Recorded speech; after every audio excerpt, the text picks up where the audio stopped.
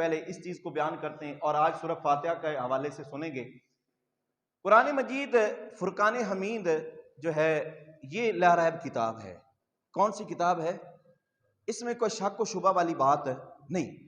باقاعدہ اللہ نے چیلنج کیا ہے، جنہوں نے کہا تھا ہم تو یہ سحر یعنی جادوگر اگر سمجھتے ہیں، وہ کہنے لگے تو آقا علیہ السلام کی پاسداری کرتے ہوئے اللہ نے فرمایا تھا کہ اے میرے حبیب ان سے فرما دیجئے میں چیلنج کرتا ہوں، تیرے اور میرے سوا جس کو مرضی لے کے آ جائیں، قرآن کی ایک آیت بنا کر دکھا دیں، تو وہ نہیں بنا سکے تھے یہود و نصارہ۔ اس وجہ سے لا ریب فیہ، قرآن جو ہے اس میں کوئی شک و شبہ والی بات نہیں۔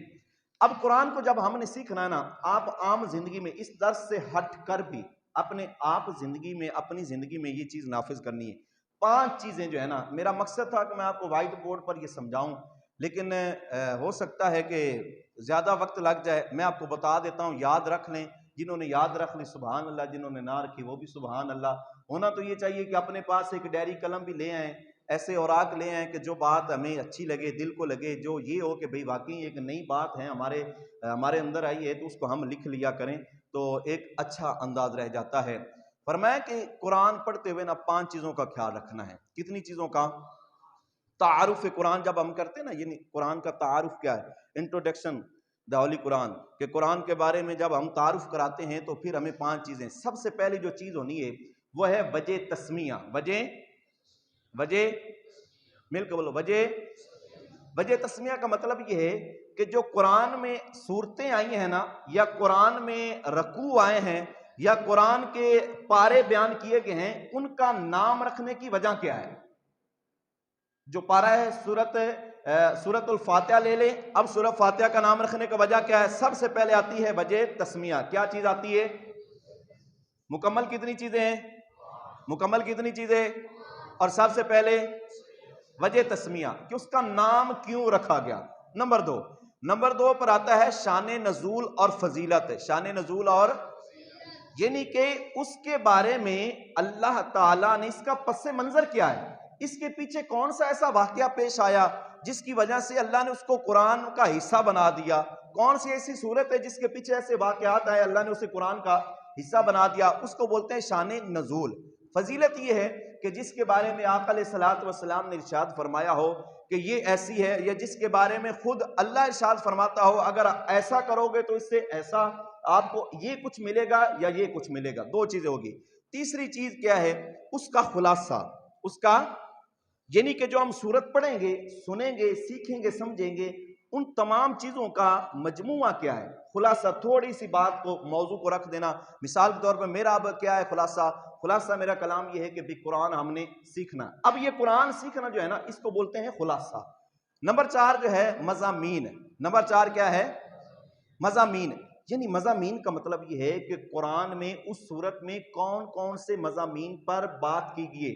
عقیدے پر بات کی گئی ہے، توحید پر بات کی گئی ہے، رسالت پر بات کی گئی ہے، نبوت پر بات کی گئی ہے، ملائکہ پر بات کی گئی ہے، فرشتوں پر بات کی گئی ہے، انسانوں کی زندگی پر بات کی گئی ہے، یا تجارت کے معاملات پر بات کی گئی۔ اس کو بولتے ہیں مضامین، یعنی کن کن مضمونوں پر، کن کن موضوعات پر اس قرآن میں، اس صورت میں کون کون سے موضوع آتے ہیں، ہم نے یہ چیز بھی سیکھنی ہے۔ نمبر 5ویں چیز ہے علمی اور عملی نکات۔ یہ ہمارے اسکول کے اب نصاب میں بھی ایک بہت اچھا ایک لیکچر کے طور پر یہ بیان کر دیا گیا ہوا ہے، لیکن اس کے ساتھ ساتھ آپ کو یہ بھی بیان کروں کہ یہ جو چیز ہے نا علمی اور عملی نکات، یہ بھی ہمارے سیکھنے والی چیز ہے۔ کہ اس سے مطلب یہ ہے ہمیں وجہ تسمیہ کا جب پتہ چلے گا، علمی کا مطلب ہوتا ہے علم ہو جانا، پہچان ہو جانا، کسی چیز کے بارے میں خبر ہو جانا، جان ہو جانا، مطلع ہو جانا، اس چیز کے بارے میں سمجھ بوجھ رکھ لینا، اس کو بولتے ہیں علم۔ فرمایا علمی اور عملی نکات۔ اب اس سے ہم نے چند ایک چیزیں تلاش کرنی ہے جو ہم سیکھیں گے وجہ تسمیہ سے، جو سیکھیں گے ہم، جو شان نزول سے سیکھیں گے، فضیلت سے سیکھیں گے ہم، جو ہے قرآن مجید فرقان حمید کے مضامین سے، خلاصے سے، یہ 4 چیزوں سے جو سیکھیں گے نا، وہ ہو جائے گی ہمارے لیے علمی اور عملی نکات۔ ہم نے ان کو اپنے سامنے رکھ کر پھر ہم نے اس انداز سے، علم جب ہو گیا ان 4 چیزوں کا، اب ہم نے کرنا ہے اس پر کیا؟ عمل۔ کیا کرنا ہے؟ عمل۔ تو یہ 5 چیزیں جو ہیں آپ نے اس سے ہٹ کر بھی جب قرآن کو آپ نے سیکھنا سمجھنا ہے تو ان 5 چیزوں کو اپنے مد نظر رکھ کر سامنے رکھ کر کریں گے تو آپ کے لیے سیکھنے میں بہت ہی آسانی ہو جائے گی۔ آج ہم شروع کرتے ہیں سورۃ الفاتحہ سے۔ سورۃ الفاتحہ، سورت کا مطلب ہوتا ہے ترتیب، ترتیب وار، اور فاتحہ کا مطلب ہے فتح، ایک لفظ میں فتح بھی ہے، اور اس کے کثیر نام مفسرین کرام نے لکھے ہیں۔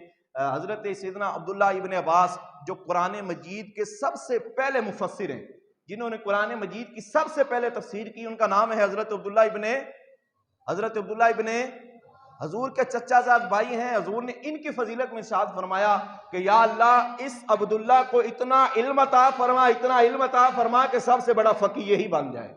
تو فرمایا یہ فقیہ ہوا کرتے تھے، اپنے وقت کے جو ہیں مفتی ہوا کرتے تھے۔ آپ نے سب سے پہلے جو تفسیر لکھی اس کا نام ہے تفسیر ابن عباس ہے۔ کبھی انشاءاللہ پڑھیے میرے پاس کتابوں میں، تو میں آپ کو زیارت کراؤں گا کہ حضرت ابن عباس نے اس تفسیر میں کون کون سی باتیں لکھی ہیں۔ حضرت ابن عباس نے ہی سورۃ الفاتحہ کے چند ایک نام ہمیں بیان کیے ہیں۔ فرمایا ہے سورۃ فاتحہ کو فاتحۃ الکتاب بھی کہتے ہیں، جہاں سے کتاب کی ابتدا ہوتی ہے، جہاں سے کتاب کی، اب قرآن کی ابتدا کہاں سے ہو رہی؟ سورۃ فاتحہ سے۔ کہاں سے ہو رہی؟ الحمدللہ رب العالمین الرحمن الرحیم، یہ ہے سورۃ فاتحہ۔ ایک نام اس کا ہے فاتحۃ الکتاب، جہاں سے قرآن کی ابتدا ہو رہی ہے، اور دوسرا نام ہے ام القرآن، یعنی قرآن کی ماں کہا گیا اس سورت کو، قرآن کی ام القرآن، قرآن کی ماں۔ یہ چند آیات، کیا سارا قرآن جو ہے وہ قرآن، کیا یاسین کو ہم کہہ سکتے ہیں ماں؟ نہیں، اس کے بارے میں حضور نے خاص فرمایا ام القرآن، قرآن کی جو ماں ہے نا سورت، اس کو بولتے ہیں سورۃ الفاتحہ۔ اور ساتھ حضور نے فرمایا ایک یہ بھی ہے کہ اس کو سبع مثانی کہتے ہیں، اس میں 7 آیات ہیں، اس وجہ سے اس کو سبع مثانی کہتے ہیں۔ سورۃ الحمد کہتے ہیں، اس میں اللہ تعالیٰ کی حمد کی جاتی ہے۔ جب ہم پڑھتے ہیں نا الحمدللہ رب العالمین، اب حمد جو ہے یہ کیسی ہوتی ہے؟ حمد 3 طریقوں سے ہوتی ہے۔ ایک حمد فعلی ہوتی ہے، قولی ہوتی ہے، اور قلبی ہوتی ہے۔ 3 طریقوں سے جو ہے بندہ حمد کرتا ہے۔ فعلی یعنی کہ اپنے کام سے، مثال کے طور پر ہمیں کسی بندے نے، کسی دوسرے نے کوئی ہمارے ذمہ کام لگایا، اب ہم نے وہ کام کیا کر دیا۔ اب کام کرنے کے بعد جو ہے ہم اس کا کیا کرتے ہیں؟ یار تیری مہربانی، تو نے جو کام لگایا تھا نا وہ تو نے کر دیا ہے۔ یہ قولی اور فعلی، کام کرنا اور اس کو کہہ دینا، ساتھ کہہ دینا، یہ قولی اور فعلی۔ قلبی کیا ہے؟ دل ہی دل میں جب یہ، اب ہم قرآن سیکھ رہے ہیں، اب جب یہاں سے اٹھ کر جائیں گے، آپ کو پتا ہوگا کہ ہم نے سورہ فاتحہ کے حوالے سے آج سنا ہے، تو دل ہی دل میں اگر آپ کہیں گے الحمدللہ، یا اللہ تیرا شکر ہے تو نے آج قرآن سیکھنے کی توفیق دی ہے، مولا تیرا شکر ہے، اب یہ دل میں شکر ادا کر رہا ہے۔ تو حضور نے فرمایا کہ ایک اس کا نام سورۃ الحمد ہے، اور ایک سورۃ الکنز، سورۃ الکنز۔ سورۃ الکنز کا مطلب ہوتا ہے خزانہ، یعنی پورے قرآن کا جو خزانہ ہے نا وہ سورۃ فاتحہ ہے۔ حضرت ابو سعید خدری رضی اللہ تعالیٰ عنہ، ترمذی شریف کی حدیث کریمہ ہے، باب فضائل قرآن میں موجود ہے یہ حدیث۔ فرمایا نبی کریم صلی اللہ تعالیٰ علیہ وسلم کے جان نثار صحابی حضرت ابو سعید خدری رضی اللہ تعالیٰ عنہ ارشاد فرماتے ہیں کہ ایک مرتبہ ایک شخص کو نا سانپ نے ڈس لیا، سانپ نے ڈس لیا۔ جب سانپ نے ڈس لیا نا تو ہمیں خبر ہوئی کہ اب اس کا علاج نہیں ہو رہا، کبھی اس کے پاس حکیم کے پاس، کبھی اس حکیم کے پاس جاتا ہے۔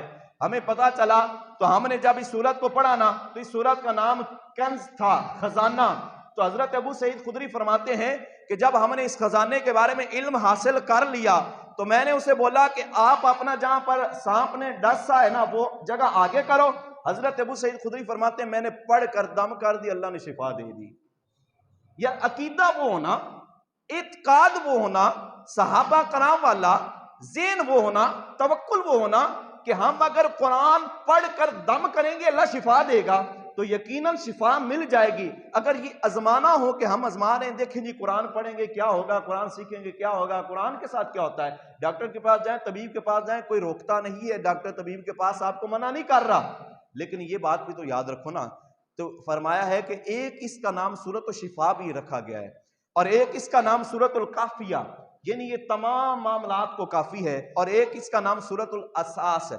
اساس کا مطلب یہ ہے کہ جب بندہ اللہ کی بارگاہ میں عاجزی اور انکساری سے کھڑا ہوتا ہے نا، پڑھتا ہے الحمدللہ رب العالمین الرحمن الرحیم، جب یہ رحمان اور رحیم کے الفاظ بولتا ہے نا اس کے اندر آجی اور انکساری اتنی آ جاتی ہے، رب کا خوف اور رب کا ڈر اتنا آ جاتا ہے کہ وہ بندہ اپنے دل ہی میں احساس کر رہا ہوتا ہے، یا اللہ کاش کے جس کے بارے میں حضور نے فرمایا تھا نماز مومن کے معراج، یا اللہ آج مجھے معراج ہو جائے، تو احساس پیدا ہوتا ہے۔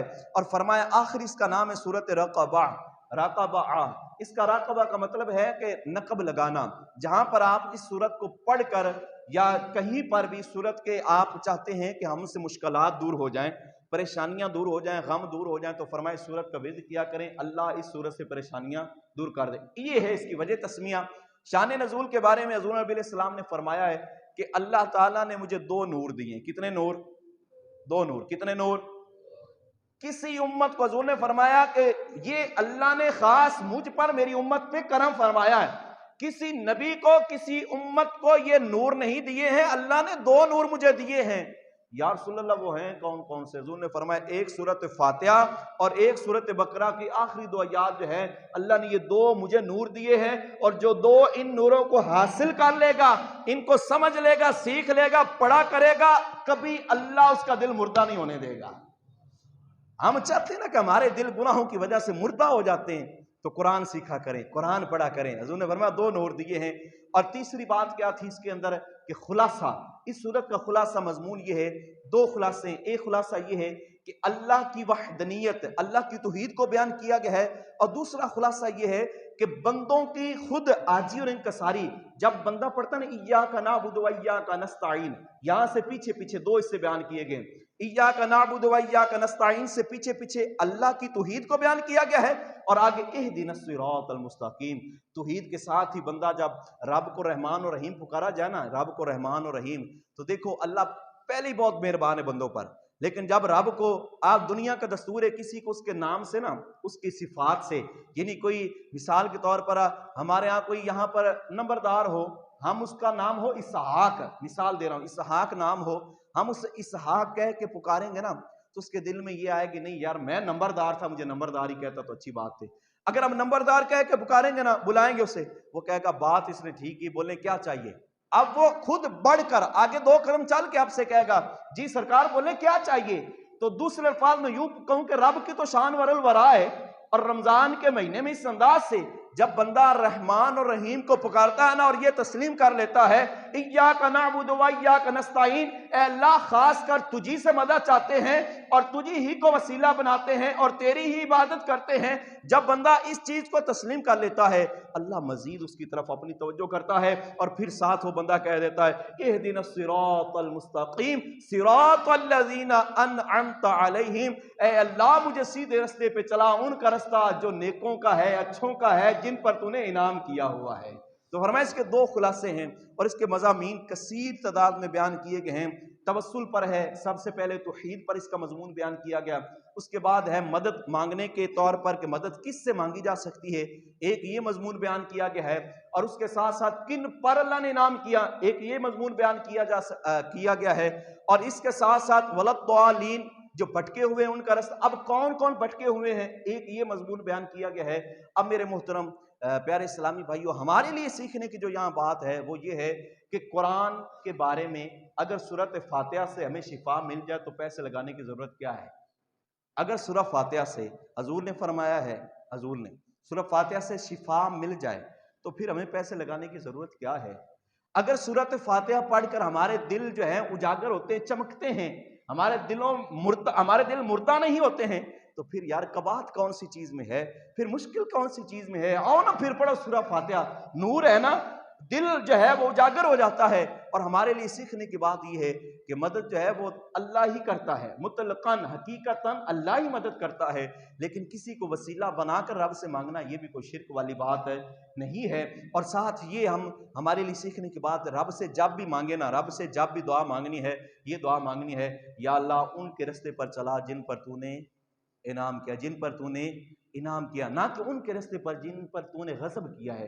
تو رب کے جلال کو بھی بیان کیا گیا ہے، تو فرمایا کہ رب کے جلال سے بھی بچنا چاہیے۔ اللہ کی بارگاہ میں دعا ہے کہ اللہ تعالیٰ اس سورۃ الفاتحہ کے صدقے سے ہماری تمام مشکلات کو آسان فرمائے، اور ہمیں مزید علم دین جو ہے وہ سیکھنے کا، سمجھنے کا، اور اس کو آگے پھیلانے کی توفیق نصیب فرمائے، آمین بجاہ نبی العالمین۔ اب اس کے بعد میرے محترم بات یہ ہے کہ یہ 5 جو میں نے چیزیں بتائی ہیں آپ نے اسی کو مد نظر رکھنا ہے انشاءاللہ ہمارے جو اگلے جیسے سورہ بقرہ ہے